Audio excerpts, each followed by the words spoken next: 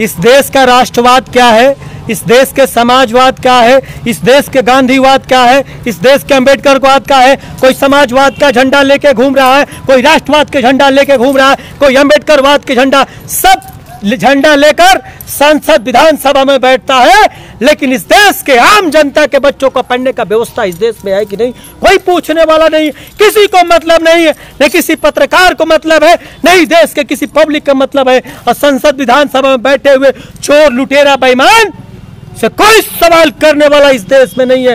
ये बलिया के धरती के कुछ नौजवान निकले हैं, उनसे सवाल आपके चैनल के माध्यम से पूछता हूँ, चाहे यूपी के सांसद हो, चाहे बिहार का विधायक हो, चाहे दिल्ली के सांसद हो, चाहे पंजाब का विधायक हो, सबसे एक ही सवाल है कि जब देश में IAS की परीक्षा होती है तो क्या ये झाड़ू मारने वाला का, खेत में काम करने वाला का और सांसद का बेटा का, विधायक का बेटा का, पत्रकार का बेटा का पेपर अलग अलग मिलता है कि पेपर एक मिलता है? जब पेपर एक मिलता है तो पढ़ाई अलग अलग क्यों? ये कौन पूछेगा इस पैमानों से, कौन पूछेगा इस देश के लुटेरों से? किसी को मतलब नहीं है। चाइना 91 मेडल लेके आया है और आप 6 मेडल लेके आए, कोई मतलब नहीं है। कोई पत्रकार इस पर सवाल नहीं लिखता है, कोई पत्रकार इस पर सवाल नहीं करता है। ये देश का मामला है। नौजवान खड़ा है, इसको मालूम नहीं है, कुछ नहीं मालूम है।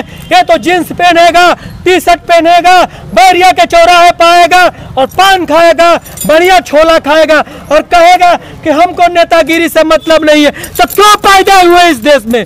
जब तुमको इस देश के नेतागिरी से मतलब नहीं है तो इस देश में पैदा क्यों हुए हो? इस देश में पैदा होने का उसी को अधिकार है जो देश के हर चीज के बारे में वो जानता है, नहीं तो पैदा इस देश में नहीं होना चाहिए। एक सवाल और करके अपनी बात समाप्त कर रहा हूँ कि ये जो हमारे देश के लोग हैं, बच्चे पैदा करिए।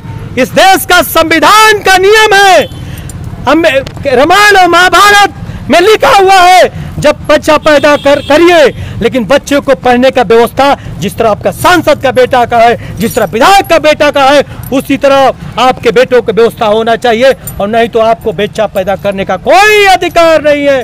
आपको फांसी पर चढ़ जाना चाहिए, आपको जहर खाना जाना चाहिए। आप पढ़े नहीं हो, आप गरीब हो सकते हो, लेकिन आप छोटा सा नन्हा गरीब क्यों होगा? क्यों ठेला चलाएगा? क्यों रिक्शा चलाएगा? क्यों सड़कों पर झाड़ू बनेगा? क्यों नहीं कलेक्टर बनेगा?